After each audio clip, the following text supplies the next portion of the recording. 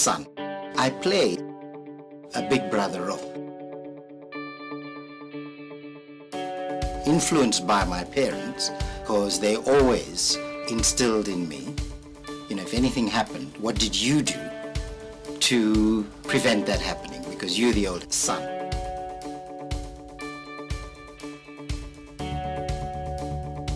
I did end up playing some kind of leadership role, perhaps because I pushed boundaries.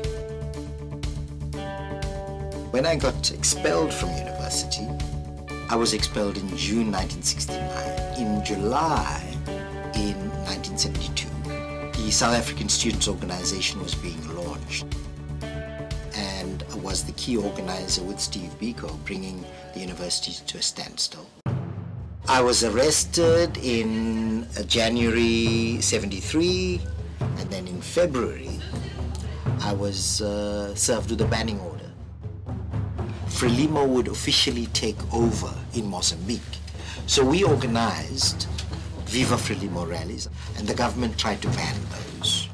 And there was a standoff with government, and rallies were held, interaction with the military, and so that resulted in my imprisonment, arrested on the 25th of September, and the trial lasting 2 years.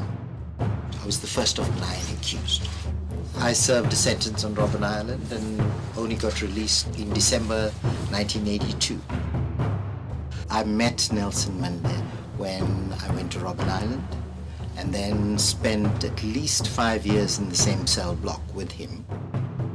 I learned the value of patience, that certain things can be done if you are patient about it, rather than want to change now or yesterday, that things will happen if you plan and execute them properly.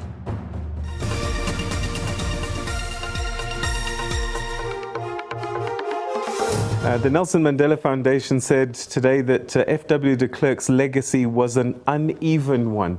History will record him as an important figure, but whether he was villain or hero will emerge after his death. DID is a medical condition where those affected have memory loss, out-of-body experiences, detachment from emotions, and a lack of self-identity. It is an extremely rare condition, although if you follow some of the practitioners in our capital city, you'll feel as if Afrikaners as a group have a higher percentage of dissociative identity disorder than is usual. You get a distorted sense of yourself. There's a sense of unreality. Also, the inability to cope with quite a few issues, and as I say, this intrusion of another personality in your life. We live in really terrifying and terrible times. Now we're confronting a common problem, unlike in any other time in our history. Nobody is unaffected by it. I think the first thing is to seek serious professional help. It must cause serious distress, shock, numbness, and all sorts of questioning by the parents and those close to them. What are some of the offender characteristics one should look out for, and how difficult does it become to pick up on these? The child is often a child that acts out in different ways, can be a loner sometimes, can be quite gregarious, but also you can get a child who's very isolated, and that child may have other socialization problems. How would you describe our current state of mind as South Africans with everything that is going on? There is giving vent to pent-up frustrations and being excluded in South Africa when we brayed about our democracy. You, like a few other people, were very, very close to Steve Biko.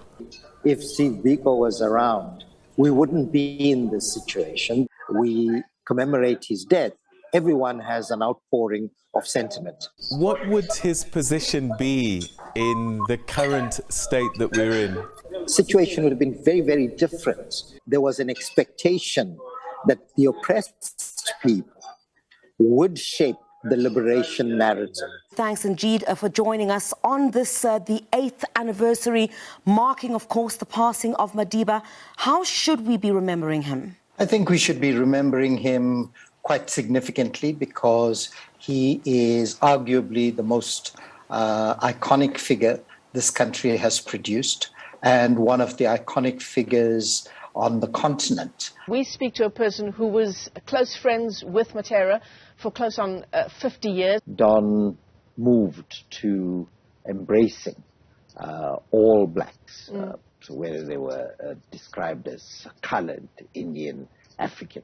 And we worked together in 1973 when the spate of bannings against black consciousness activists happened. It is deeply saddened by the passing of one of its founding members, attorney Priscilla Jana. There's been a great degree of sadness, but also fond memory. I think the lawyer that has represented the most political prisoners. Former anti-apartheid activist SATHS Cooper joins us now live to reflect on the life and legacy of the late Archbishop. He was an early proponent of black theology, which put black people at the center of their universe. Anti-apartheid activist Professor SATHS Cooper joins us now. Hlengiwe is not merely a political personality, but she is also a mother, a teacher, somebody who played a significant role in the move from the psychology of apartheid to one of liberation. Professor SATHS Cooper, who is the president of the Pan-African Psychology Union, a well-renowned former member of the Black Consciousness Movement, as well as a political prisoner and member of the 1970s group of activists. She was what Nelson Mandela, our founding president, called the felt fire that swept South Africa in the 70s.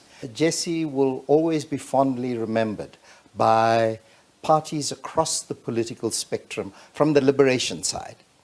Also for women leadership, she was a very staunch advocate. Well, for more insights on June 16th and the significance thereof, we now speak to Professor SATHS Cooper. I am very clear that were it not for the sacrifices of the young people who did what they did in Soweto and other places throughout the country, there would not have been a change towards democracy. We have one of the worst education systems available. There's all sorts of talk and you'll hear all sorts of slogans and you'll have a whole lot of money pumped into deep holes. But the fact of the matter is that most parents would want to have their children educated outside of the public sector, and that's during democracy. When the horrific events of 7th of October happened, we called on all sides to cease and desist. The narrative that's being played out, unfortunately, is that South Africa is against Jewish people. He is the president of the Pan-African Psychology Union, talking to us about taking care of our mental wellness and mental health. We recognize mental health as an issue that is part of our lives that we have to engage with.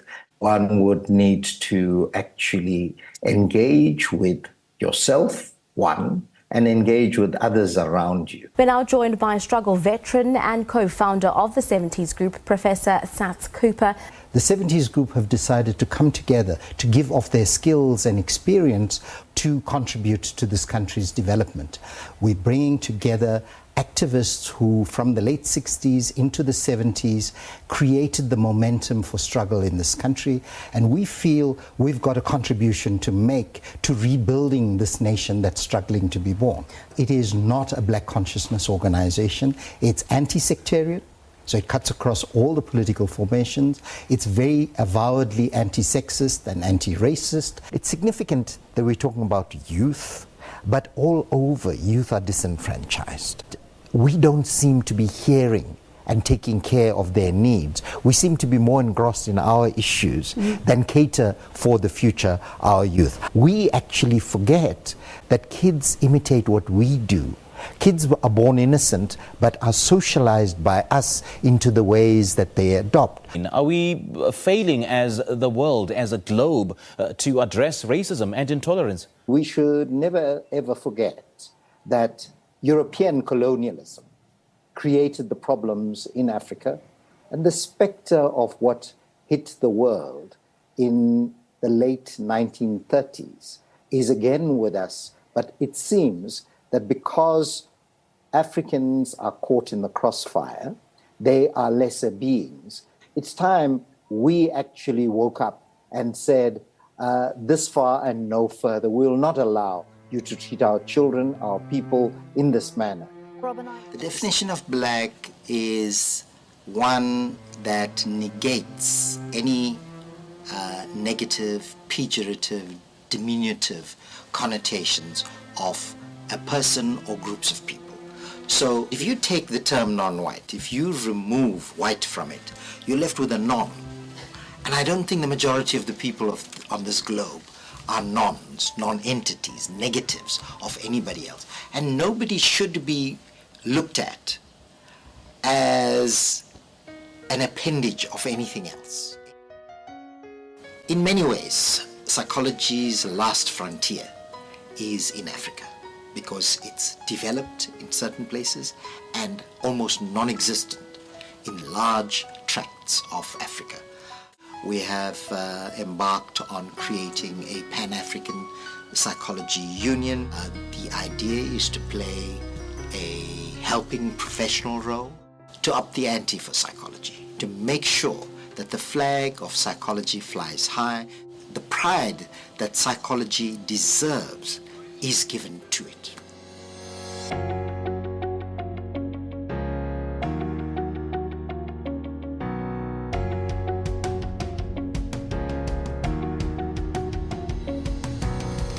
Stay in touch with those people that mean something to us. Look for the support systems within your family, group of friends. If we don't do that, we'll suffer alone, and we need to care for those around us, be with those that we care about, and those that care about look out for us.